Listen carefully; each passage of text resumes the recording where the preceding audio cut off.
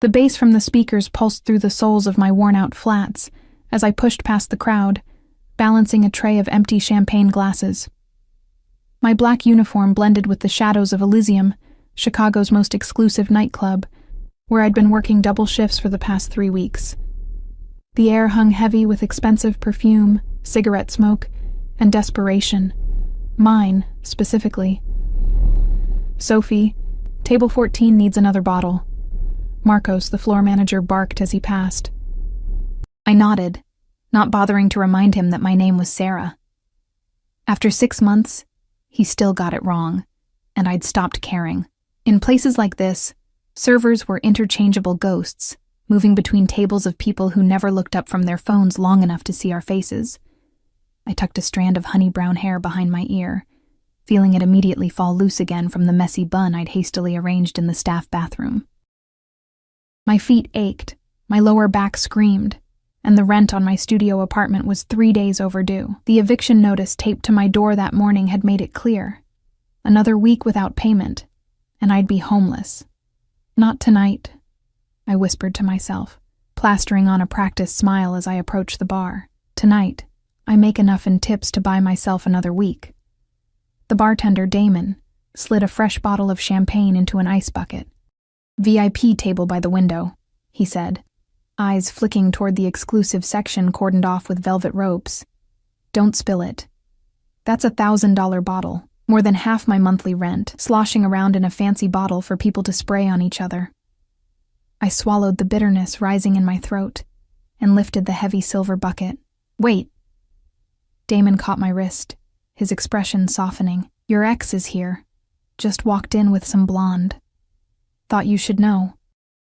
My heart plummeted to the sticky floor. Michael.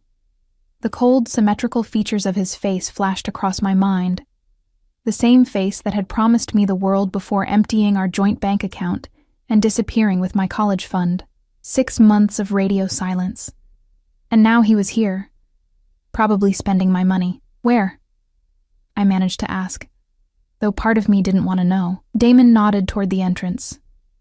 "Just getting seated in the main area." I turned, and time seemed to slow as my eyes found him. Michael looked exactly the same. Perfectly coiffed dark hair, pressed shirt, the Rolex I'd helped him pick out for his birthday. His arm was wrapped around a woman so thin and polished she looked airbrushed. They laughed together, their teeth flashing white under the club lights, and I felt my chest constrict. 6 months of overtime shifts, instant ramen, and crying myself to sleep, while he hadn't missed a single cocktail or shopping spree. The injustice of it burned in my throat. "Thanks," I mumbled to Damon, gripping the ice bucket so tightly my knuckles blanched. I wound through the crowd, focusing on not spilling a single drop. The champagne was destined for a corner table, the most exclusive spot in Elysium, partially concealed behind sheer curtains and guarded by a mountain of a man in a black suit. As I approached, the guard's eyes swept over me, assessing and dismissing me in the same moment.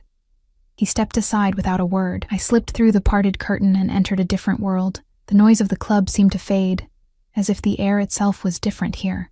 3 men occupied the circular booth, their conversation halting as I appeared, but it was the one in the center who drew my attention like a magnet. He sat perfectly still, one arm stretched along the back of the booth, the other resting on the table near a tumbler of amber liquid. His suit wasn't flashy, but fit him like it had been poured onto his broad shoulders. Dark hair, closely cropped at the sides but longer on top, framed a face that belonged on ancient coins, all sharp angles and authority. But it was his eyes that made my breath catch, dark as burnt coffee, watching me with an intensity that made me feel simultaneously seen and stripped bare. I lowered my gaze, focusing on arranging the ice bucket. "Your champagne, sir," I said, my voice steadier than I felt. From the corner of my eye, I could see his companions, one lean with calculating eyes that seemed to be constantly moving, the other older with silver at his temples and a scar bisecting his right eyebrow. They weren't the typical Elysium crowd of trust fund kids and social media celebrities. These men carried a different kind of presence, a contained power that hummed like electricity. "Thank you," the man in the center said, his voice a low rumble that seemed to vibrate through my chest. His accent held the faintest trace of something European, Italian perhaps. He made no move to take the bottle, and I realized he expected me to serve them. With hands that I prayed weren't visibly shaking, I removed the foil and wire cage, then eased the cork out with a controlled hiss rather than a celebratory pop. I poured an inch into a flute and offered it to him for approval. He didn't even glance at it. "Your hand is trembling," he observed instead, his eyes still fixed on my face. Heat rushed to my cheeks. "I'm sorry, sir. Long shift." Something shifted in his expression. Not quite a smile, but a softening around the eyes. He took the glass from me, his fingers brushing mine in a touch that sent an inexplicable shiver up my arm. "What's your name?" "Sarah," I answered, surprised he'd asked. Customers rarely did. He tasted the champagne, then nodded. As I filled the glasses for his companions, I felt his gaze tracking my movements. "Sarah," he repeated, as if testing how it felt in his mouth. "You seem distressed.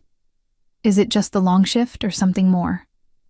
The question caught me off guard. I looked up, meeting his eyes directly for the first time, and felt a strange pull, like standing at the edge of a high cliff, simultaneously terrified and tempted to step forward into the empty air.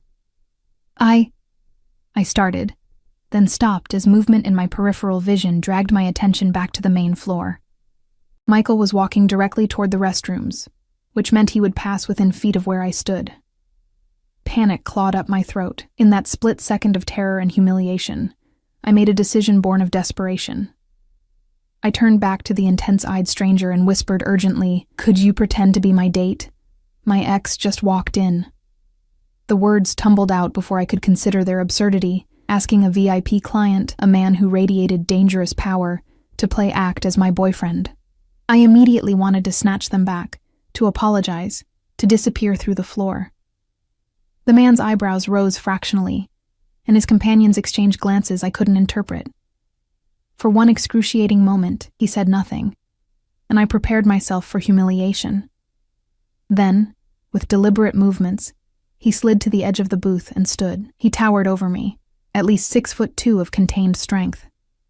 Without a word, he placed his hand at the small of my back and guided me to stand beside him, angled so we were both visible from the main floor. "Which one?" he asked, his breath warm against my ear. Still stunned by his acquiescence, I nodded subtly toward Michael, who had paused to speak to someone. Blue shirt, dark hair, Rolex. Something hard flashed in the man's eyes. There and gone so quickly I thought I might have imagined it. His hand slid from my back to my waist, drawing me closer to his side. The subtle scent of him enveloped me. Cedar, expensive whiskey, and something uniquely male. "Follow my lead," he murmured, and then his expression transformed. The intensity remained, but now it was focused entirely on me, his lips curving into a smile that contained such intimate heat that I felt it like a physical touch. He lifted his other hand to brush my cheek, tucking that rebellious strand of hair behind my ear with a gentleness that belied the strength evident in his frame. "Cara mia," he said, loud enough to be heard by anyone passing. "You work too hard. Come, sit with me for a moment." My heart thundered against my ribs as Michael's steps faltered. I saw the moment he recognized me, his eyes widening in surprise, then narrowing as they shifted to the man at my side.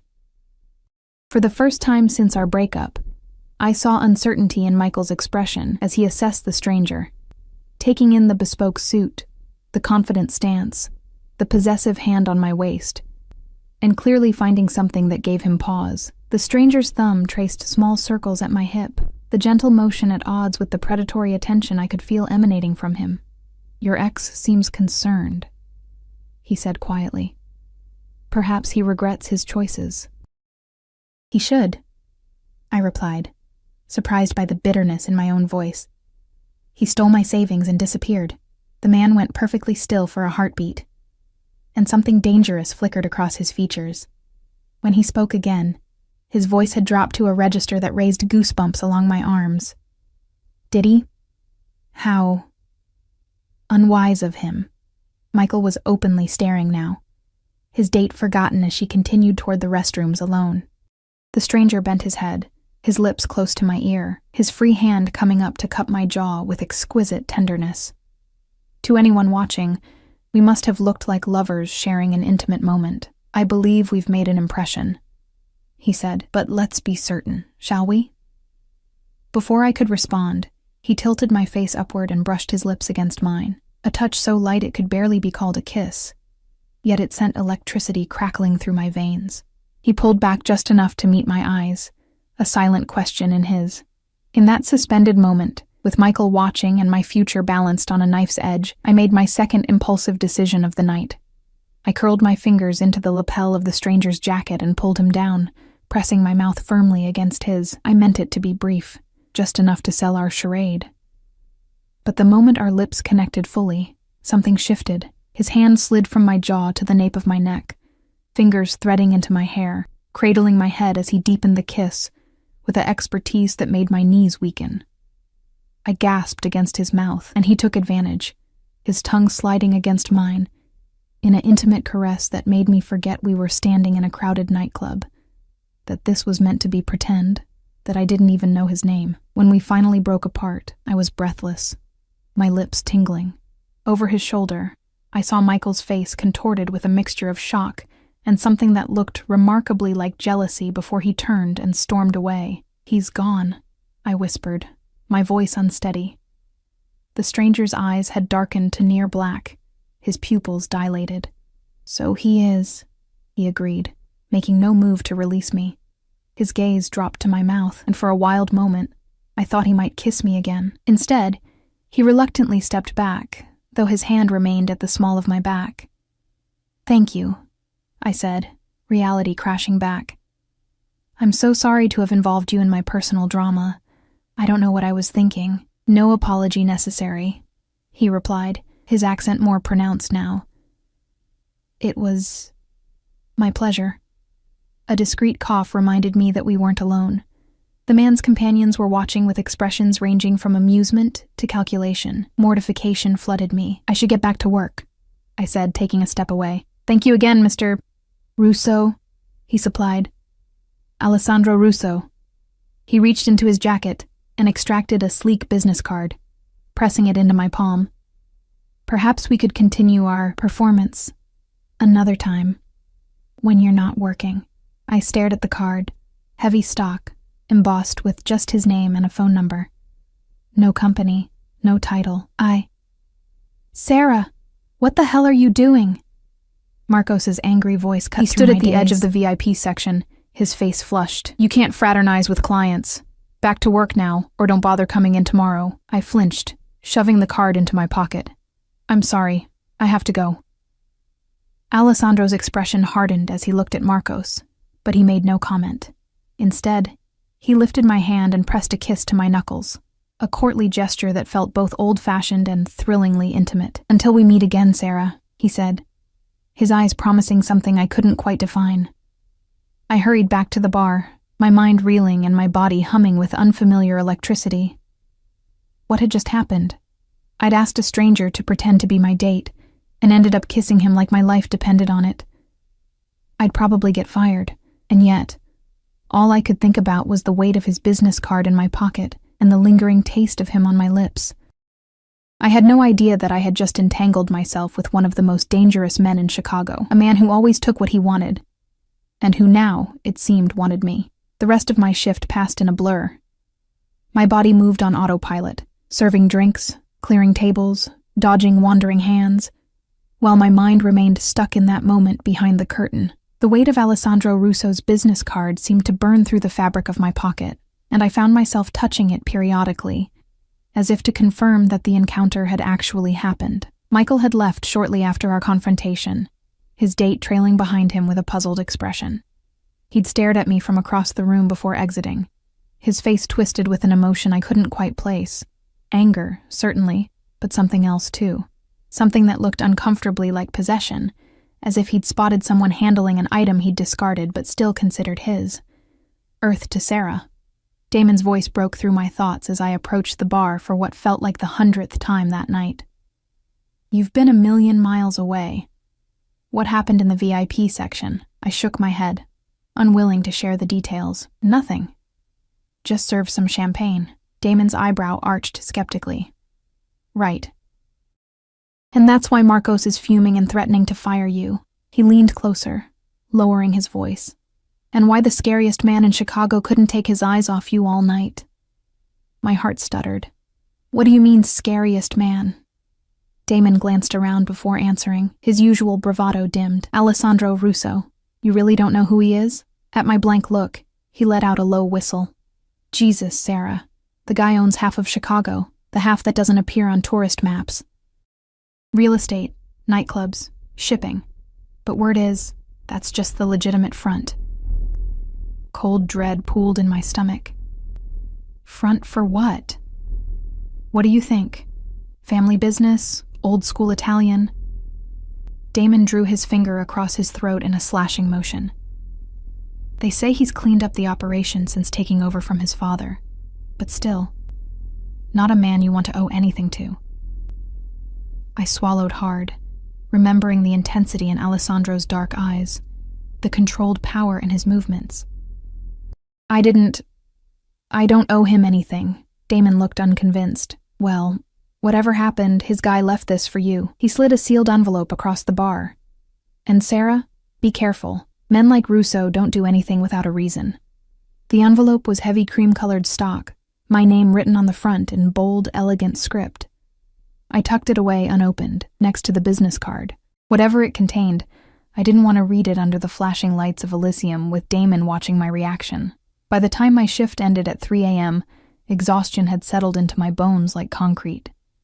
I changed out of my uniform in the cramped staff bathroom, wiping away smudged mascara and futilely attempting to smooth my wrinkled street clothes. The face that stared back at me from the spotted mirror looked hollow-eyed and fragile, hardly the kind of woman who would attract the attention of a man like Alessandro Russo. The thought brought both relief and an unexpected pang of disappointment. I slipped out the back exit, into the alley that smelled of garbage and stale beer. The night air was cool against my flushed skin, carrying the first hints of autumn. Chicago in September always felt like a transition, summer's heat lingering during the day, while nights whispered of the coming winter. I pulled my thin jacket tighter around myself and began the walk to the L station, mentally calculating if I had enough money for a rideshare. The math was depressing. A sleek black Escalade idled at the end of the alley, its engine a quiet purr in the pre-dawn silence. I slowed my steps, wariness prickling along my spine. Working late nights, every woman developed a sixth sense about potential danger. I considered turning back, finding another exit, when the rear door opened. Ms. Winters. The voice was unfamiliar, not Alessandro's rich timbre, but clipped and professional. A man stepped partly out of the vehicle, his face in shadow. Not the mountain of a bodyguard from the club, but someone leaner, with calculating eyes I recognized from the VIP booth. Mr. Russo sent me to offer you a ride home. I took an instinctive step back. That's not necessary. It's nearly 4 a.m, and you live in Bridgeport. The L won't get you within 6 blocks of your building. He stated these facts without inflection, as if reciting from a dossier, which, I realized with a chill, he probably was. How do you know where I live? Mr. Russo likes to know who he's dealing with. He held the door wider. The offer is just a ride, nothing more. I hesitated, torn between rational fear and bone-deep exhaustion. The thought of waiting for the train, then walking those dark blocks alone, suddenly seemed more daunting than accepting this strange offer. What's your name? I asked. Vince. I've worked for Mr. Russo for 12 years. Something about his direct response reassured me. I approached the vehicle cautiously, still ready to run if necessary. Just a ride home? Vince nodded once. Just a ride. I climbed into the Escalade's plush interior, sinking into butter-soft leather. The warmth and comfort after hours on my feet was almost painful in its relief. Vince closed the door and returned to the front passenger seat. The driver, a broad-shouldered silhouette, didn't turn around. Your address? Vince asked. I gave it, then watched through the tinted windows as we pulled away from Elysium. The silence inside the vehicle was thick, but not uncomfortable. I found myself fighting to keep my eyes open. the gentle motion and warmth conspiring against my vigilance. My hand drifted to my pocket where I could feel the edges of the envelope. With a deep breath, I pulled it out and broke the seal. Inside was a check. I stared at the amount, certain I was misreading the zeros in my exhaustion.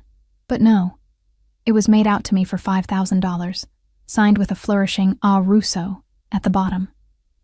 There was a note as well, on the same heavy stalk as the envelope, written in the same bold hand. "For the inconvenience. I apologize for putting your employment at risk. Consider this compensation for any consequences. The offer of dinner still stands." I reread the note 3 times, my thoughts spinning. $5,000. It would cover my overdue rent with enough left over to pay bills for months. It was salvation wrapped in expensive paper. It was also, potentially, a trap. I looked up to find Vince watching me in the rearview mirror. "I can't accept this," I said, my voice tight.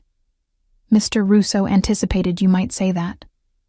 Vince's tone remained neutral. "He asked me to tell you that there are no strings attached, no expectations, no debt." He paused. "He also said to tell you that he finds your reluctance refreshing but unnecessary. I barely know him. Why would he—" "Mr. Russo has his reasons," Vince cut in. "You made an impression." The Escalade pulled up to my building. A shabby 3-story walk-up that looked even more depressing in the pre-dawn glow. I hesitated, still clutching the check and note. "Please thank him, but tell him I can't—" "My advice?" Vince interrupted, turning to look at me directly for the first time. "Take the money. Pay your rent. Whether you call him after that is your choice." His expression softened fractionally. "Mr. Russo doesn't extend many second chances, or first ones for that matter." Before I could respond, the driver was opening my door. I stepped out onto the cracked sidewalk, the contrast between the luxury vehicle and my surroundings almost comical. "Good night, Ms. Winters," Vince said, and then they were gone, leaving me alone with a check that could solve all my immediate problems and create a host of new ones. I climbed the 3 flights to my apartment, each step an effort of will. The eviction notice still hung on my door, the threat no less real than it had been 12 hours ago. With trembling fingers, I unlocked the door and stepped into my tiny studio. It wasn't much, just 400 square feet of space that somehow had to function as bedroom, living room, and kitchen. But it was mine, the first place I'd had after leaving home.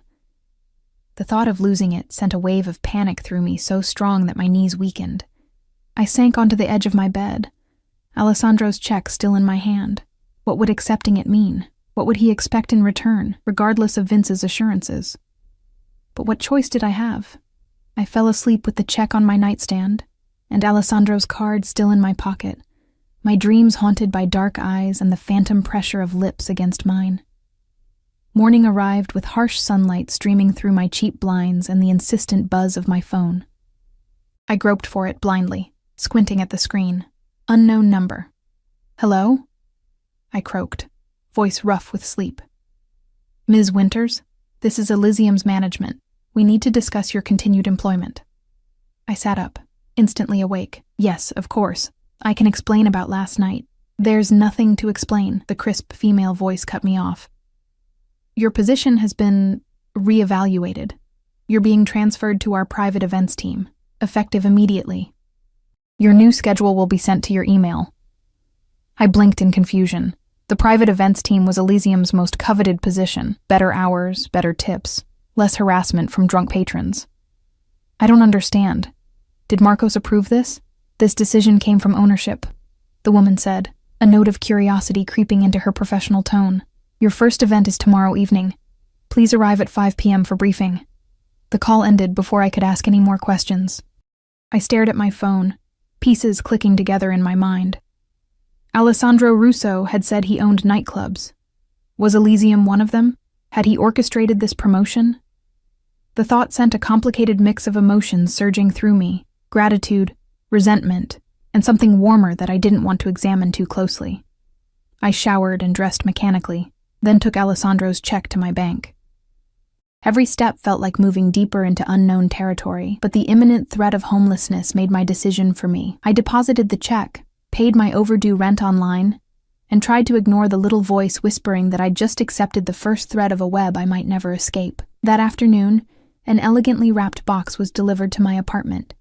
Inside was a black dress that looked simple at first glance, but revealed itself to be exquisitely made when I held it up, the fabric draped like liquid, the cut both modest and somehow sensual.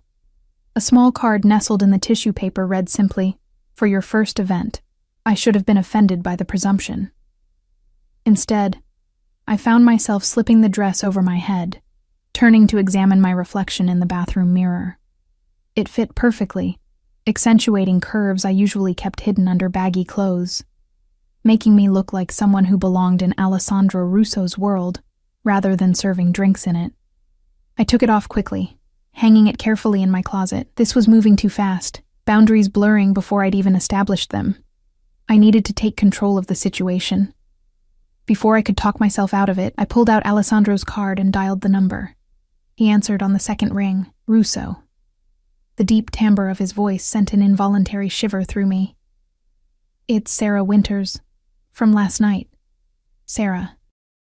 My name in his mouth sounded different somehow, weighted with meaning. "I've been hoping you'd call," I steeled myself. "Mr. Russo, I appreciate the check and the job adjustment, and the dress. But this is too much, too fast. I don't know what you want from me. What I want," he said slowly, each word deliberate, "is to have dinner with you, nothing more. Why? You don't know me." There was a pause, and when he spoke again, there was a note in his voice I hadn't heard before. Something almost vulnerable beneath the confidence. "Because in a world of people who want something from me, you asked for only a moment of pretense. And even that, you're determined to repay." Another pause. "It's refreshing." I bit my lip, unsure how to respond. "The dress is a gift. Wear it tomorrow or don't. Your choice." He hesitated.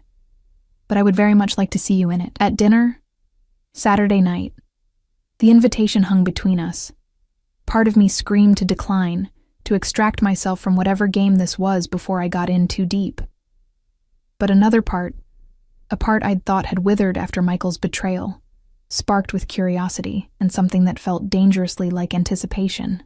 "I need to know more about you first," I said finally. "Damon, the bartender, he said things about you, about what you do." Alessandro's chuckle was low and without humor. "I imagine he did. Would you like me to deny them? Would your denial be truthful?" "Not entirely," he admitted, and the honesty surprised me. "I have interests in many businesses, Sarah, some more conventional than others, but I don't apologize for who I am or what I've built." "Is Elysium one of your businesses?" "Yes, so my new position was well-deserved," he finished. "Consider it correcting an oversight. Marcos is an idiot who wouldn't recognize talent if it served him $1,000 bottle of champagne."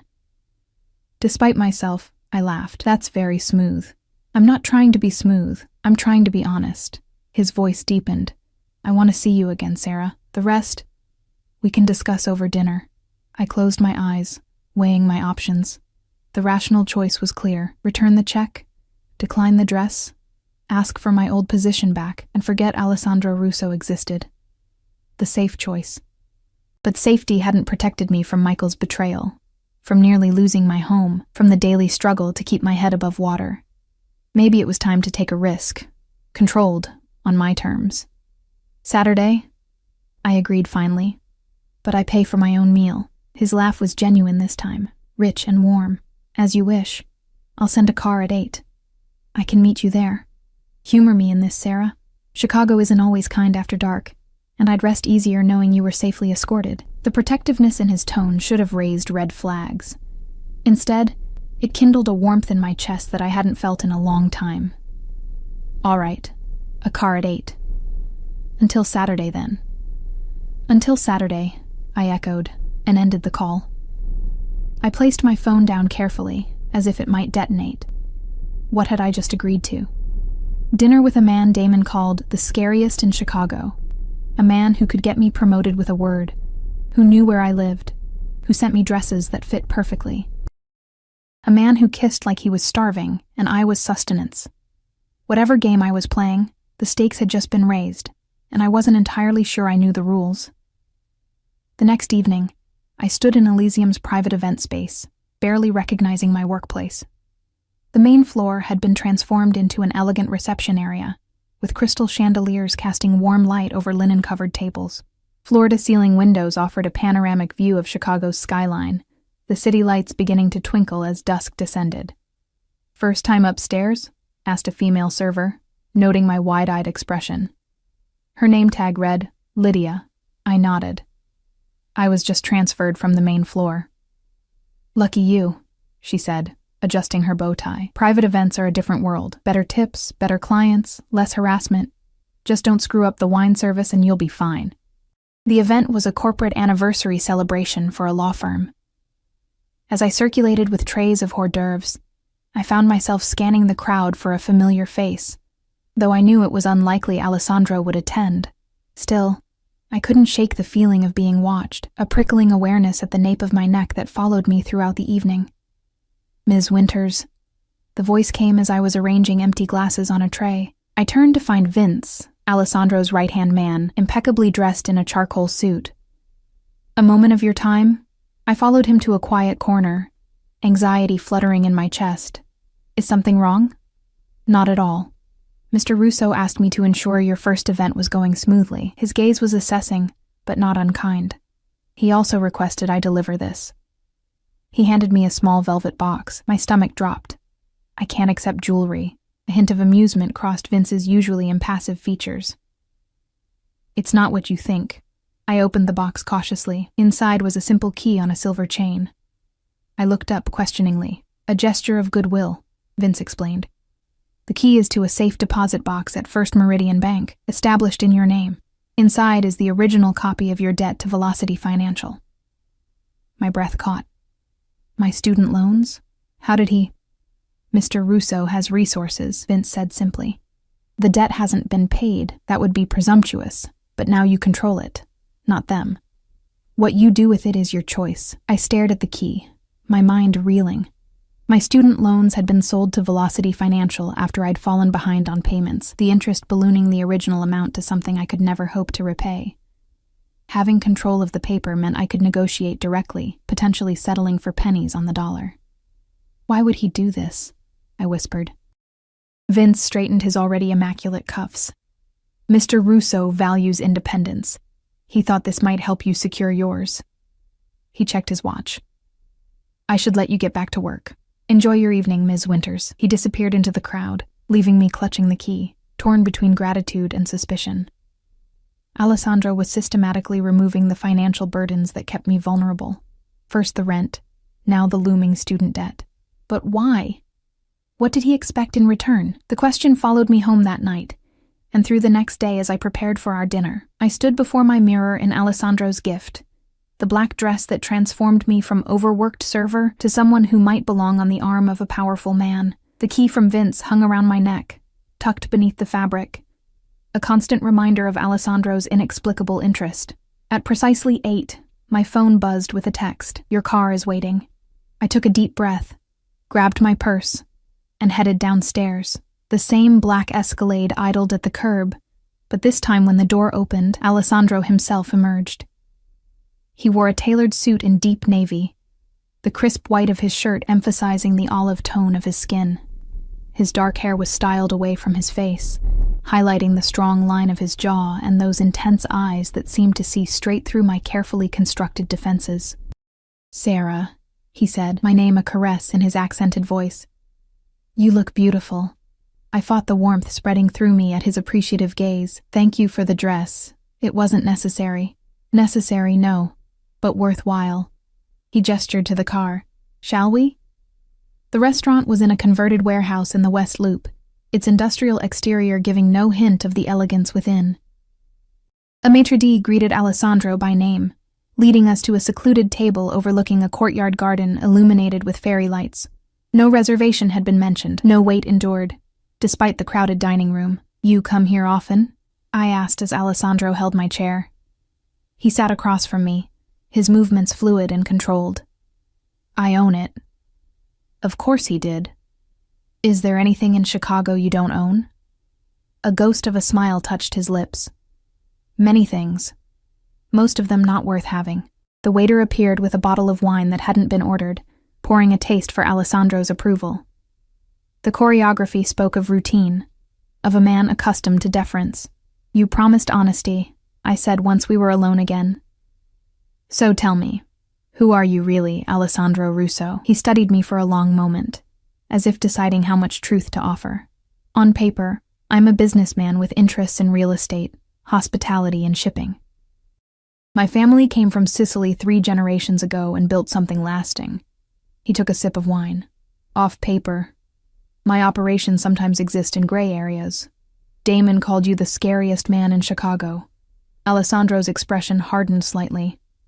"Fear has its uses in my world, but it's not what I want from you. What do you want from me?" His gaze was unwavering. "Time, conversation, the pleasure of your company without pretense. And the money? The promotion? The dress? The key?" I touched the spot where it rested against my sternum. "Those don't feel like gifts without expectation. Not expectations, possibilities." He leaned forward, his intensity magnetic. "I saw you that night, Sarah, before you ever spoke to me, working yourself to exhaustion, carrying the weight of burdens that weren't of your making." His jaw tightened. "Then I saw your ex, living comfortably on what he stole from you. I recognized the injustice. So this is, what, charity? Justice? This is me removing obstacles that prevent us from meeting as equals." He reached across the table, his fingertips brushing mine in a touch that sent electricity up my arm. "I want to know you, Sarah Winters. The real you, not the version crushed by circumstance." The earnestness in his voice caught me off guard. I had prepared for manipulation, for seduction, for veiled threats, not for this disarming honesty. "Your past relationships," I began carefully, "were they also with women who needed rescuing?" His laugh was short and genuine. "Hardly. My previous entanglements were with women who understood the arrangement, companionship with clear boundaries and expiration dates." Something shifted in his expression. "Until you asked me to pretend, no one had surprised me in a very long time." Our conversation paused as the waiter brought our first course. Alessandro didn't look at the food. His eyes remained fixed on me. "I know what people say about men like me," he continued, his voice lower, "that we're possessive, dangerous, that we see people as assets to be acquired." He rotated his wine glass slowly. "Some of it is true. I am possessive of what I care about. I can be dangerous to those who threaten what's mine." A shiver ran through me, not entirely of fear. "But I've never viewed people as property, Sarah. Loyalty, respect, even affection, these must be earned, not purchased." He met my gaze directly. "I don't want to own you. I want to earn the right to protect you, to provide for you, to—" He paused, seeming to search for the right words. "To be the person you choose to turn to." My heart raced at the intensity of his declaration. "You barely know me. I know enough to want more." His smile was both tender and predatory. "You're stronger than you realize. Despite everything, you've survived without compromising who you are. That kind of integrity is rare in my world." We ate, our conversation shifting to safer topics. My childhood in Michigan, his family's journey from Sicily, books we'd read, places we'd traveled. With each exchange, I found myself relaxing into his company, drawn to his sharp intelligence and unexpected humor. By dessert, I had almost forgotten who he was. Almost. But reminders came in subtle forms. The respectful distance other diners maintained, the constant vigilance of his security team positioned discreetly throughout the restaurant, the way his phone would buzz with messages he would glance at and dismiss with increasing irritation. "Sorry," he said, after the third interruption. "Business that shouldn't intrude on our evening." "Important business?" I asked.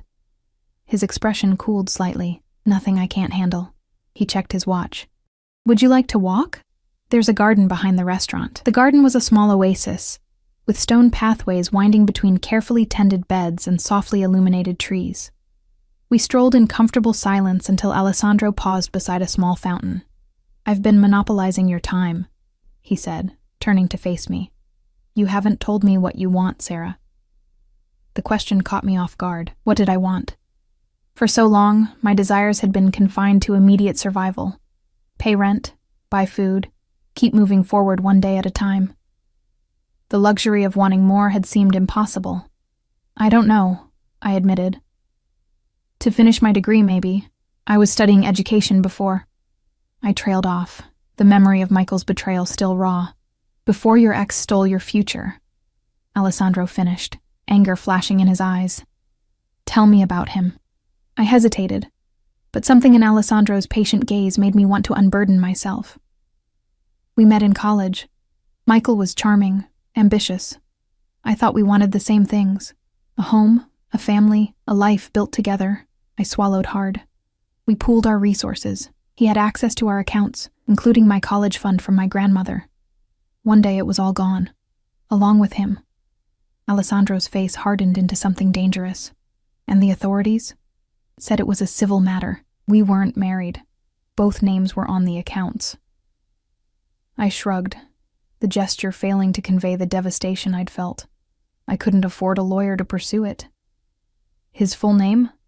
Alessandro asked, his voice deceptively casual. Warning bells rang in my mind. Why do you want to know? Information is valuable in my line of work. I stopped walking.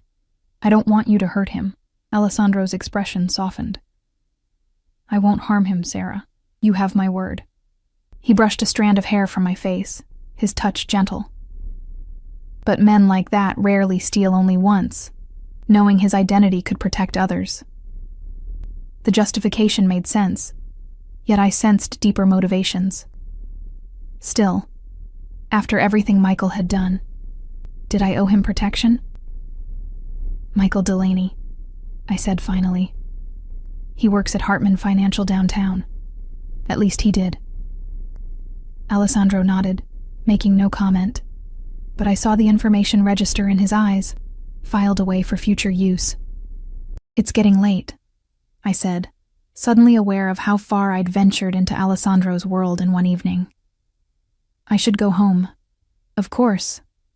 He offered his arm, a courtly gesture that made me smile despite my unease. As we walked back to the car, he kept his pace matched to mine, his body angled slightly as if to shield me from the cool night air. At the Escalade, he paused. May I see you again? In the glow of the street lamps, his expression was unguarded, hopeful, almost vulnerable. It humanized him in a way that all his grand gestures hadn't. Yes, I said, the answer coming more easily than I'd expected. But no more gifts, no more financial rescue, just time together. As equals. His smile was slow and genuine. As equals, he agreed, though we both knew it wasn't that simple. He leaned down, his intention clear, giving me time to retreat. I didn't. Instead, I rose on my toes, meeting him halfway. This kiss was different from our first. Not a performance, but an exploration, gentle yet thorough. His hand cradled my face, thumb stroking my cheekbone with exquisite tenderness. When we parted, his eyes had darkened to midnight. Good night, Sarah, he murmured against my lips. Good night, Alessandro. As the Escalade carried me home, I touched my fingertips to my mouth, still feeling the imprint of his kiss. Whatever game we were playing, whatever web I was walking into, I was no longer certain I wanted to escape. 3 weeks passed in a blur of new routines. By day, I worked private events at Elysium, my new position bringing better hours and substantially improved tips. By night, I found myself increasingly in Alessandro's company. Dinners at exclusive restaurants, private concerts where we sat in box seats far from the crowd, quiet evenings in the library of his penthouse overlooking Lake Michigan. Each encounter revealed new facets of the man behind the reputation. Alessandro was well-read, with a passion for history and philosophy. He spoke 4 languages fluently. He had a dry, unexpected sense of humor that emerged when he was relaxed. And despite his power and influence, he listened when I spoke. Really listened. With an intensity that made me feel seen in ways I never had before. We established boundaries, mostly at my insistence. I refused additional gifts, though flowers appeared with such regularity that my tiny apartment began to resemble a botanical garden. I declined his offer to move me to a safer neighborhood, instead, using my improved financial situation to repair the security features of my current place. I insisted on occasionally paying for our outings, though the disparity in our resources made this largely symbolic. Alessandro accepted these terms with grace, though I sometimes caught frustration flickering across his features when I rejected his more lavish offerings. His protective instincts ran deep, a fundamental aspect of his character that both attracted and concerned me. "You're stubborn," he observed one evening, as we sat on the terrace of his penthouse, the October wind carrying a chill that had him draping his jacket around my shoulders. Most women would have accepted the car by now. I smiled, inhaling his scent from the jacket's collar. "I'm not most women." His eyes darkened with something possessive. "No, you're not." He took my hand, his thumb tracing circles on my palm. "That's precisely why I want to give you everything." "Things aren't what I want from you, Alessandro." "What do you want, then?" The question was soft, serious. I considered my answer carefully. What did I want from this dangerous, complex man who had upended my carefully constructed independence? "Honesty," I said finally. "Even when it's difficult. Even when you think I won't like what I hear." Alessandro studied me for a long moment, then nodded. "Honesty," he agreed. "Starting now?" My pulse quickened. "Yes." He leaned back, his expression growing more guarded. "I had Michael Delaney investigated." The statement hung in the air between us. Part of me had expected this, had been waiting for it since I'd given Alessandro Michael's name in the garden. "And?" I asked, my voice steadier than I felt. "He's done this before. 3 times that we could confirm. Women who trusted him, joint accounts emptied." Alessandro's jaw tightened. "He's also been laundering money through Hartman Financial for a rival operation. Small amounts, building over time." The information about Michael's other victims didn't surprise me, though it stung to know I wasn't special even in how he'd betrayed me. But the second revelation, a rival operation? You mean another crime family? Alessandro inclined his head. "The Donatellis. They control the north side. We've maintained an uneasy peace for years, but there have been provocations recently." I wrapped his jacket tighter around myself, suddenly cold despite its warmth. "What are you going to do about Michael? What would you like me to do about him?" The question was loaded, the power he was offering both tempting and terrifying. I could say the word, and Michael would... what? Be threatened? Beaten? Worse? "I don't want anyone hurt," I said firmly. Alessandro smiled, though it didn't reach his eyes. "There are many ways to bring a man like Michael Delaney to justice without physical harm, such as information is a powerful weapon. Evidence of his financial crimes delivered to the right authorities, the recovery of assets he stole, returned to their rightful owners." "Including me," I realized. "You could get my money back?" "I already have." Alessandro reached into his pocket and withdrew a folded bank statement.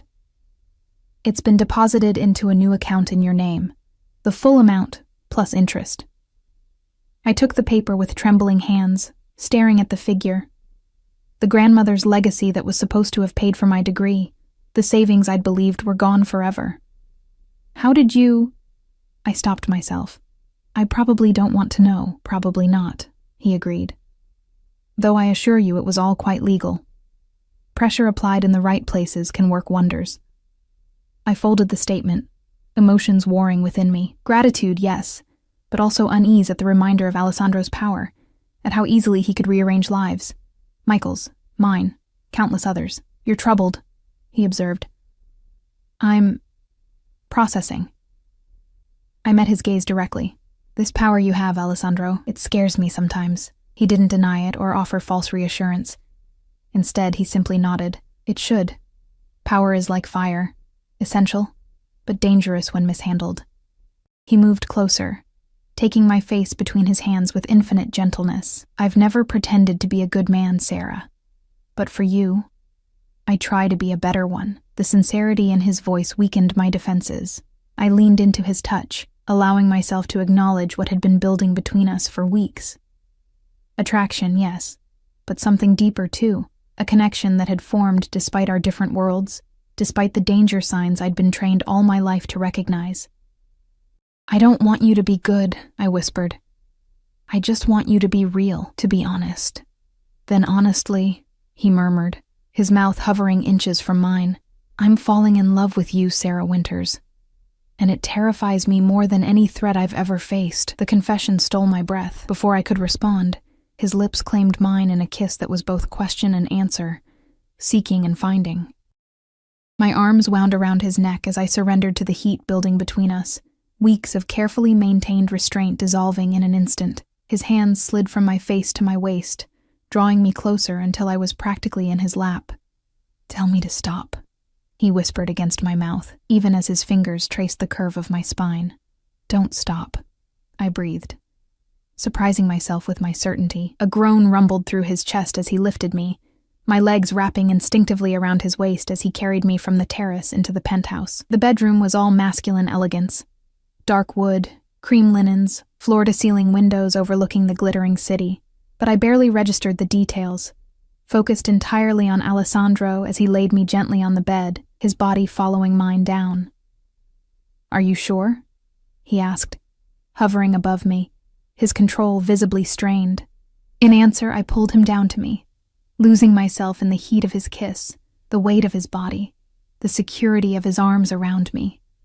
For the first time since Michael's betrayal, I allowed myself to be fully vulnerable, to trust that I wouldn't be broken again. Alessandro's touch was reverent, as if I were something precious, something to be cherished rather than possessed. When we finally came together, the intensity of the connection overwhelmed me. Not just physically, but emotionally. A merging that felt inevitable and right, despite all the reasons it shouldn't. Afterwards, he held me close, his heartbeat strong against my cheek, his fingers tracing lazy patterns on my bare shoulder. "Stay," he murmured into my hair. Not a command, but a request.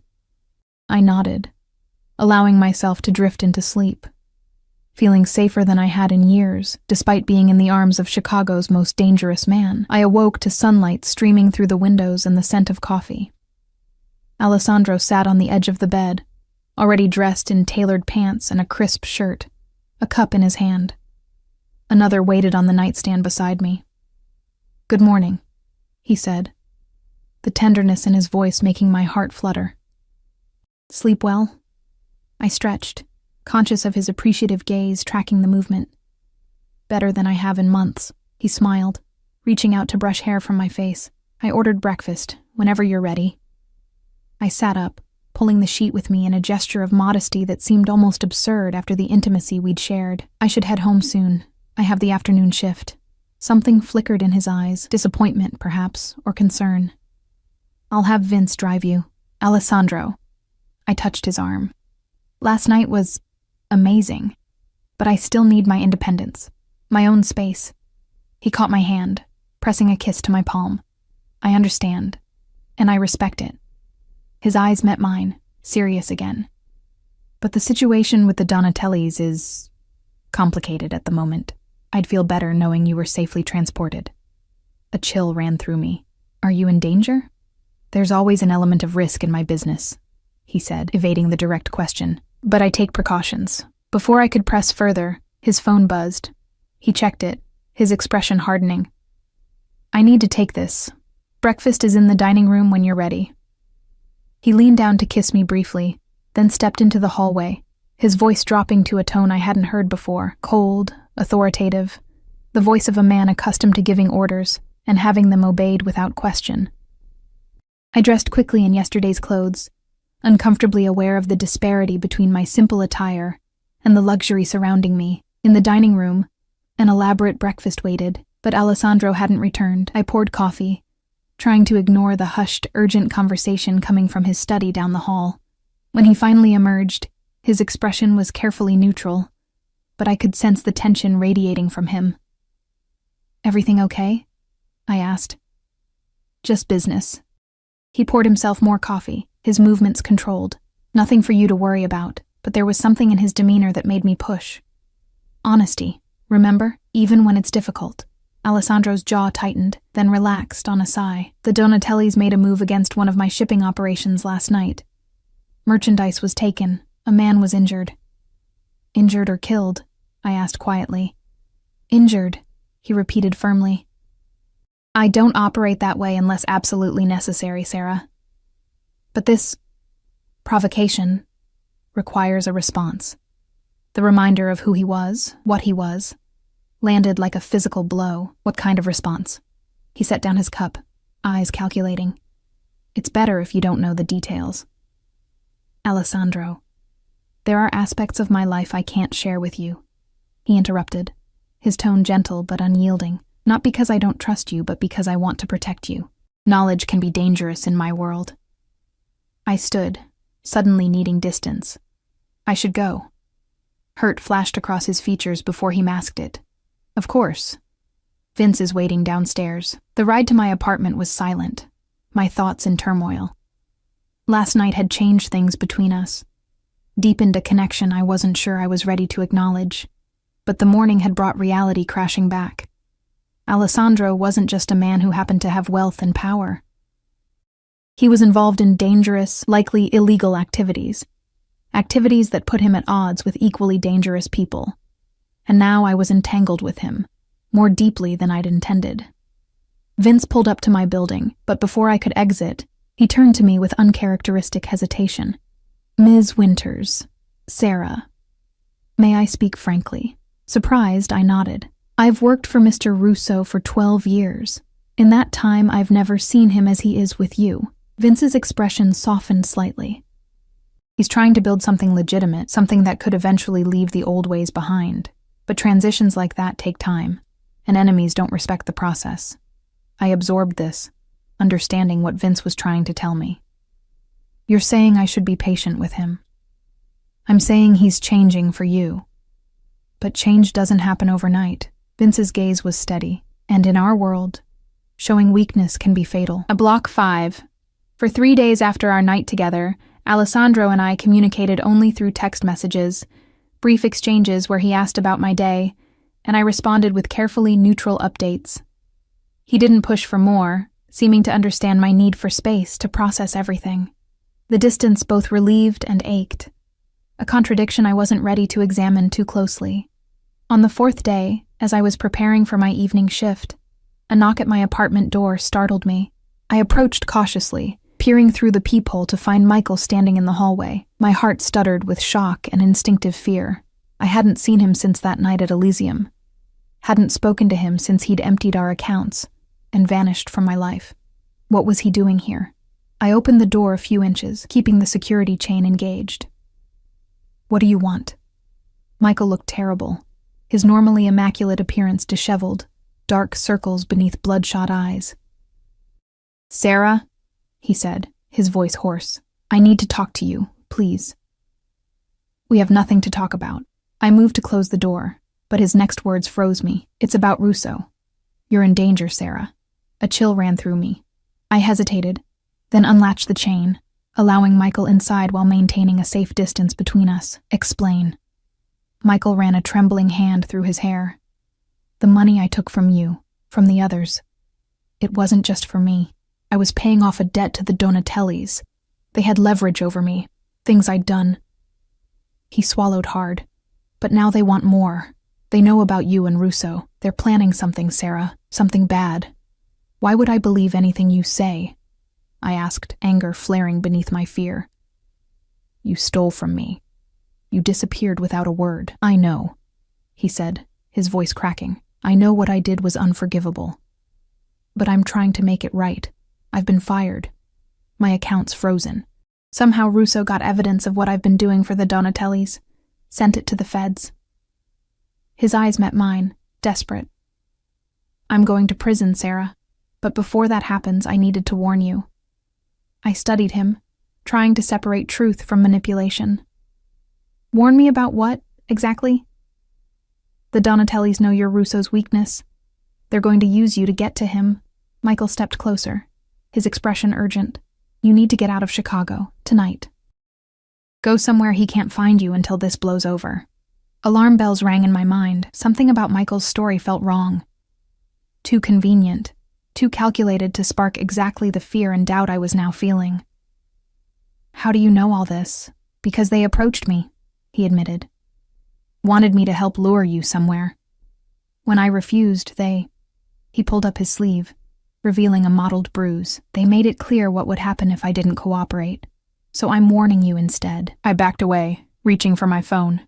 I'm calling Alessandro. No! Michael lunged forward, grabbing my wrist. You can't trust him, Sarah. You don't know what he's really capable of. His grip tightened painfully. I'm trying to protect you. We need to leave now. In that moment, I saw the truth behind his concern. Not care for my safety, but fear for his own. He'd been caught between two dangerous powers and was desperate for an escape route. I was just a shield, a bargaining chip. Let go of me, Michael, I said, my voice steadier than I felt. You don't understand. I understand perfectly. I twisted my arm, breaking his grip with a move I'd learned in a self-defense class after our breakup. You're using me, again. Whatever mess you're in with the Donatellis, I'm not your way out. His face contorted with anger, the pretense of concern evaporating. You stupid bitch. Do you think Russo actually cares about you? You're a novelty to him, a plaything. When he's done, the door burst open, crashing against the wall with enough force to crack the plaster. Vince stood in the doorway, gun drawn, with two other men behind him. Michael froze, face draining of color. Step away from her, Vince said, his voice deadly calm. Now. Michael raised his hands, backing up.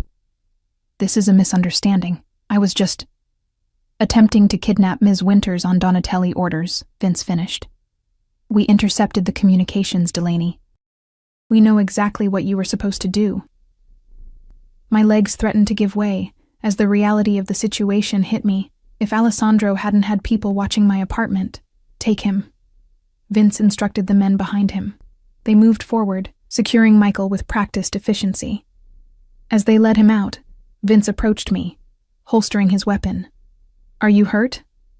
I shook my head, unable to speak past the knot in my throat. Mr. Russo is on his way, Vince said, his tone gentler than I'd ever heard it. Pack a bag. You can't stay here tonight. The implication that I might never be able to return to my apartment hung unspoken between us. My life had just fundamentally changed, again, because of my connection to Alessandro. By the time Alessandro arrived, I had packed a small suitcase with essentials, moving on autopilot, shock numbing my emotions. He entered like a storm, eyes scanning me for injuries before pulling me into his arms with careful strength. I should have had more security on you. He murmured into my hair. This is my fault. I pulled back to look at him, finding his face drawn with worry and barely contained rage. Where's Michael? Somewhere secure. The coldness in his tone sent a shiver through me. He'll answer for what he attempted today. Don't kill him, I said immediately, my voice breaking. Please, Alessandro, not for me. His expression softened slightly. I won't take his life, Sarah. You have my word. He brushed his thumb across my cheek. But he can't go unpunished. The Donatellis would see it as weakness. I nodded, understanding the reality of Alessandro's world more clearly than ever. What happens now? Now, I take you somewhere safe. He picked up my suitcase. This situation with the Donatellis has escalated beyond what I anticipated. Until it's resolved, you need protection. For how long? Alessandro hesitated, then answered with the honesty I'd asked of him. I don't know. These conflicts can end quickly or drag on for months. His eyes held mine, serious and intent, but know this. I will resolve it, and I will keep you safe, no matter what. I had no choice but to trust him. My apartment was compromised, my routine known to people who wished to use me against Alessandro. I was out of my depth in a game with stakes higher than I could comprehend. Alessandro's somewhere safe turned out to be a lakeside estate north of the city, a sprawling property surrounded by acres of woodland, and a security perimeter that would put most military bases to shame. The main house was a blend of modern architecture and old-world craftsmanship, with walls of glass overlooking Lake Michigan's vast expanse. My family has owned this property for 3 generations, Alessandro explained as we drove through the gates. It's the one place I know is absolutely secure. The next few days passed in a strange limbo. Alessandro divided his time between the estate and the city, attending to what he obliquely referred to as negotiations. When present, He was attentive and gentle, but I could sense the strain he carried, the weight of responsibility for both his organization and my safety. On the 5th night, I awoke to find him standing at the bedroom window, silhouetted against the moonlight reflecting off the lake. He wore only pajama pants, the sculpted planes of his back tense with unspoken burdens. "Alessandro?" I sat up, pulling the covers around me. "What's wrong?" He didn't turn. "The Donatellis have proposed a meeting. Tomorrow night." I slipped from the bed, crossing to stand beside him. "Is that good or bad?" "It could be either." He finally looked at me, his expression grave. "They could be seeking resolution, or it could be a trap." "Then don't go," I said, fear clutching at my heart. He smiled sadly. "If I don't go, it's seen as cowardice. The conflict escalates, more people get hurt." His hand cupped my face. "This is the reality of my world, Sarah. The responsibility I carry." I leaned into his touch, understanding washing over me. "This is what you meant about trying to build something legitimate. You're trapped between the old ways and the new." "Yes," he admitted. "I've been working for years to transition our operations to fully legal enterprises. But the old guard, both within my organization and among our rivals, resist change." His thumb traced my lower lip. "Meeting you accelerated my timeline, made me more determined to create a future where I don't have to hide parts of myself from you." The confession broke something open inside me. I reached for him, drawing him down into a kiss that conveyed everything I couldn't yet put into words. My fear for him, my understanding of his position, and the deepening feelings I could no longer deny. We made love slowly that night, with an intensity born of uncertain futures and unspoken fears. Afterwards, as he held me against his chest, I finally found the courage to voice what had been growing in my heart. "I'm falling in love with you too," I whispered. "And it terrifies me even more than your world does." His arms tightened around me, his heartbeat accelerating beneath my ear. "Sarah," he breathed, my name a prayer on his lips. "When this is over—" "Don't," I interrupted, pressing my fingers to his mouth. "No promises you might not be able to keep. Just come back to me tomorrow." He kissed my fingertips, eyes solemn in the darkness. "That I can promise." Morning brought a flurry of activity to the estate. Security briefings, weapon checks, contingency plans discussed in hushed tones. Alessandro moved through it all with calm authority, issuing directives that were followed without question. In these moments, I saw most clearly the power he wielded, the respect he commanded. By afternoon, preparations were complete. Alessandro found me in the library, where I'd been attempting to distract myself with books. "It's time," he said simply. I rose, crossing to him with steps that felt leaden. "How long will you be gone?" "A few hours, if all goes as planned." He took my hands in his. "Vince will remain here with you, along with our best security team. You'll be safe." "It's not my safety I'm worried about," I replied, my voice catching. Alessandro's expression softened. He reached into his pocket and withdrew a small velvet box. I was going to wait until this was resolved, but he opened it to reveal a delicate gold pendant shaped like a key. "To match the one you already wear," he explained. "A reminder that whatever locks life places before us, we have the means to open them together." Tears blurred my vision as he fastened the chain around my neck, the pendant settling beside the safe deposit key I still wore daily. The symbolism wasn't lost on me, from freedom from debt to a promise of shared futures. "Come back to me," I whispered, echoing my words from the night before. "Always," he promised, sealing the vow with a kiss that felt like both benediction and farewell. I watched from the window as his convoy of black vehicles disappeared down the driveway, my hands clutching both keys at my throat like talismans. The hours that followed were the longest of my life. I paced the estate, unable to settle, jumping at every sound. Vince maintained a stoic presence, offering reassurance with his calm confidence in Alessandro's abilities. "He's survived worse situations," he told me as evening descended with no word. "Mr. Russo is careful, strategic. He won't take unnecessary risks." But we both knew that in Alessandro's world, there were no guarantees. It was past midnight when headlights finally swept up the driveway. I rushed to the entrance, heart in my throat, Vince at my heels with his hand on his weapon. The front door opened to reveal Alessandro, his suit immaculate, but his face bearing a fresh cut above his eyebrow. Behind him stood his men, weary but intact. "It's done," he said simply, his eyes finding mine. "The Donatellis have agreed to terms. The conflict is over." Relief buckled my knees. I would have fallen if Alessandro hadn't crossed the space between us in 2 long strides, gathering me against him. I breathed in his scent, feeling the solid reality of him. Alive, whole, returned to me. "What happens now?" I asked when I could finally speak. Alessandro drew back enough to look into my eyes, his own filled with certainty. "Now we build something new, together, if you'll have me." In that moment, standing in the entrance hall of his family estate with the weight of the past weeks heavy upon us, I made my choice. Not in ignorance of who he was or the world he inhabited, but with full knowledge of both the man and the power he wielded. I chose the complexity of loving Alessandro Russo, with all that entailed. "I'll have you," I said. The words both acceptance and promise. All of you. The good, the bad, the dangerous, the gentle. Everything you are. His smile was transformative, years of tension seeming to fall away as he lifted me into his arms, spinning us in a circle of joy that echoed through the grand foyer.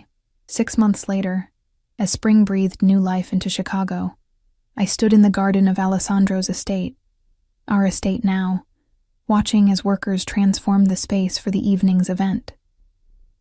White chairs lined a petal-strewn aisle, fairy lights twinkled in the trees, and an arbor of roses marked the spot where, in a few hours, I would officially become Mrs. Russo.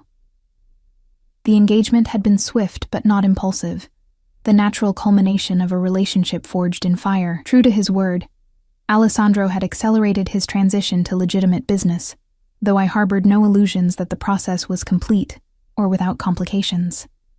Some shadows would always cling to the Russo name. Some enemies would never forget the old ways. But we faced those challenges together, my strength complementing his protection enabling my growth. I had returned to school, my education funded by the recovered savings, my future shaped by my own choices rather than by necessity or fear. Having second thoughts, Alessandro's voice came from behind me, warm with amusement. By tradition, we shouldn't see each other before the ceremony, but Alessandro had never been one for conventional rules.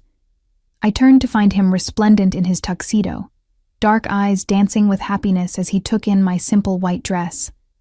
"Not a single one," I assured him, stepping into his embrace. "You?" "Only that I waited so long to find you." He brushed his lips against my forehead. Who would have thought that a desperate request in a nightclub would lead us here? I smiled against his chest, remembering the frightened, exhausted woman I'd been, asking a dangerous stranger to pretend to be something more. "Could you pretend to be my date? My ex just walked in," I quoted softly, the most reckless words I've ever spoken. "The most fortunate words I've ever heard," Alessandro countered, tilting my face up to his. "They led me to the greatest truth of my life, that power and wealth mean nothing without someone to share them with. Someone who sees past the reputation to the man beneath." As the sun began its descent toward the horizon, casting golden light across the lake, I stood in the arms of Chicago's most dangerous man, my protector, my partner, my future. The journey that had brought us together had been fraught with peril and uncertainty, but the destination was worth every step. "Ti amo, mia Sara," Alessandro murmured against my lips. "Per sempre." "I love you too," I whispered back. "Forever." And as we sealed the promise with a kiss, I knew that whatever challenges lay ahead, we would face them together. Equals in a bond, forged by pretense but strengthened by truth, the most powerful force of all.